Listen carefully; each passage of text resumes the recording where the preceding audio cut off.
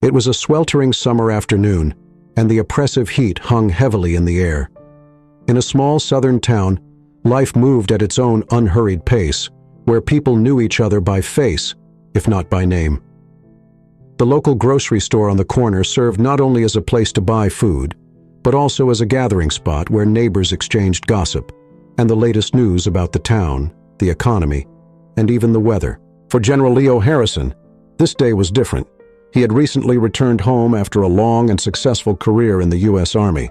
35 years of service. It was a lifetime. He had risen from a young second lieutenant to a high-ranking officer, admired for his dedication, strength, and honor. A man whose posture and presence exuded discipline and dignity. He was not someone easily intimidated or shaken. Today, like many others, he had stopped by the local grocery store to pick up a few items and perhaps chat with his neighbors. Dressed in simple but well-kept clothes, Harrison didn't have the outward look of a military officer. His broad shoulders and athletic build were covered by a black polo shirt and a pair of jeans. This moment of peaceful normalcy was new to him.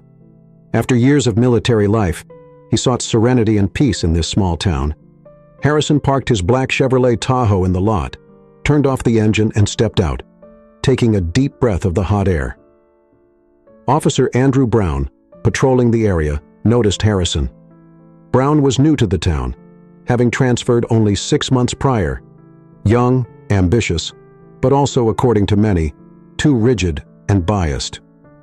During his short time in the town, he had already earned a reputation for his questionable attitude toward the black residents.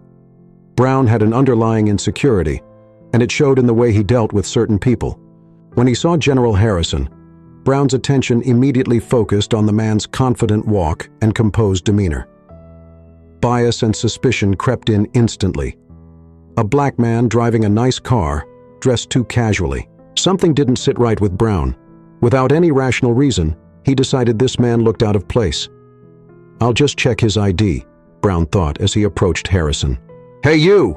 Brown barked in a harsh tone, as though addressing a criminal. General Harrison stopped, momentarily puzzled, unsure who the officer was speaking to. "Yeah, you in the black shirt? What are you doing here?" Harrison, a man accustomed to respect and professionalism, initially thought this must be some misunderstanding, but as the officer approached, his aggressive posture and tone became apparent. "Is there a problem, officer?" Harrison asked calmly, showing no sign of emotion, though he was already preparing for the inevitable conflict. "Yeah, there's a problem," Brown said, stepping closer. "I don't like how you're hanging around here. This area isn't for people like you. Let me see your ID." Brown's voice was filled with contempt. This wasn't a simple request. It was a demand, backed by his certainty that the man in front of him didn't belong. "I'm here to pick up groceries, just like everyone else," Harrison responded calmly. His voice remained steady, but a familiar tension began to rise inside him, one he had learned to master long ago. Officer Brown, hearing nothing that could calm his suspicions, pushed further. He was determined to assert his authority. "I said, show me your ID now," he demanded, his voice growing more menacing, "or I'll arrest you for non-compliance." Understanding that this could escalate, Harrison chose to remain composed. "My ID is in the car. If you need it, I can get it," he offered, trying to defuse the situation. But Brown, already locked in his aggressive stance, wasn't interested in a peaceful resolution. "Didn't you hear what I said?" Brown shouted, and without warning he grabbed Harrison's arm, twisting it behind his back. His face burned with anger and satisfaction as he exerted his power over the man in front of him. Onlookers in the parking lot began to gather. People stopped what they were doing and turned their heads toward the commotion, seeing a white officer physically detaining a black man who, to them, looked perfectly dignified and respectable. Several of them began to pull out their phones and record the encounter. Local residents knew General Harrison well. To them, he wasn't just another person. He was a hero, a man who had served his country and embodied integrity and honor. "That's General Harrison," someone in the crowd murmured. "What the hell is going on? Why is he being arrested?" The bystanders watched in growing shock as Officer Brown aggressively twisted Harrison's arm and forced him into handcuffs, even though the general wasn't resisting. Some of the older residents in the crowd were veterans themselves, having served alongside Harrison in the past.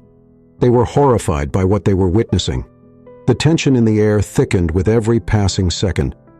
The crowd around them grew larger as more people began to notice what was happening. Voices from the gathering onlookers started to rise, some calling out for the officer to explain himself, others shouting for him to stop. But Brown ignored them. In his mind, he was in control. His pride wouldn't allow him to back down, and his growing ego wouldn't admit that he had made a mistake. "You're under arrest for disobeying an officer," Brown declared, snapping the handcuffs tighter onto Harrison's wrists. The crowd erupted in anger.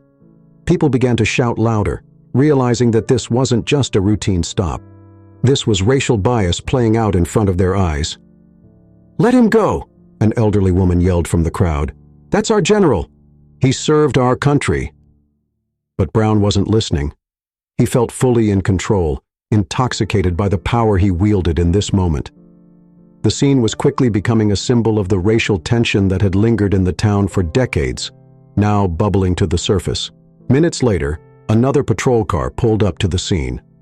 Sergeant Charles, who had been serving in this town for several years, stepped out of the vehicle.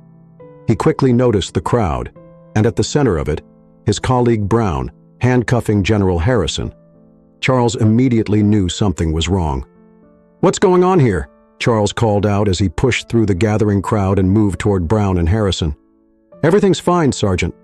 Just checking this guy out," Brown replied smugly, still proud of himself. But Charles recognized General Harrison the moment he saw him. He had known the general personally for years. Harrison wasn't just a local resident. He was a respected veteran, someone the town held in high esteem. Seeing him in handcuffs sent a wave of anger through Charles. "What the hell are you doing?" Charles shouted, rushing over. "This is General Harrison. Take those cuffs off now." Brown froze, his face flushed. "General," he muttered, his voice faltering. How had he made such a grave mistake? Brown quickly began fumbling with the handcuffs, trying to unlock them. I didn't know who he was," Brown stammered, but his words were empty. The crowd's judgment was clear, and the sense of injustice hung thick in the air. Despite the humiliating situation, General Harrison remained composed.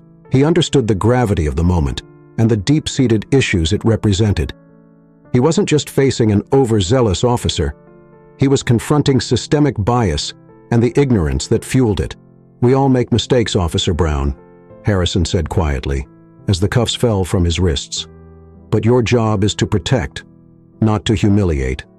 Your duty is to serve justice, not bias." The crowd erupted in applause, supporting the general's calm yet powerful words.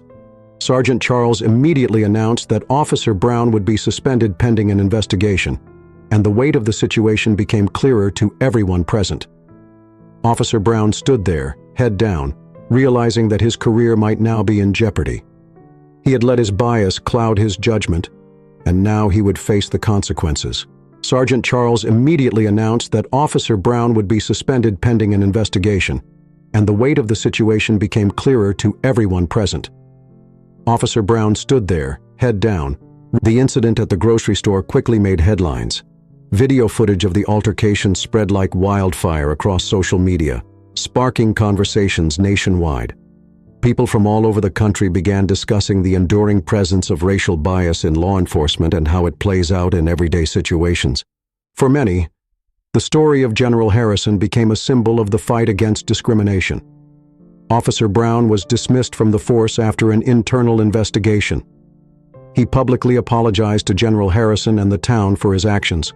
The incident, while painful, also brought a sense of reckoning for the town and a reminder of the work still needed to combat prejudice. General Harrison continued his work advocating for veterans and social justice. His calm, dignified response to the situation had inspired many, and he became a symbol of resilience and moral fortitude. The story became a reminder that while prejudice still exists, it can be defeated by strength of character and steadfast commitment to what is right.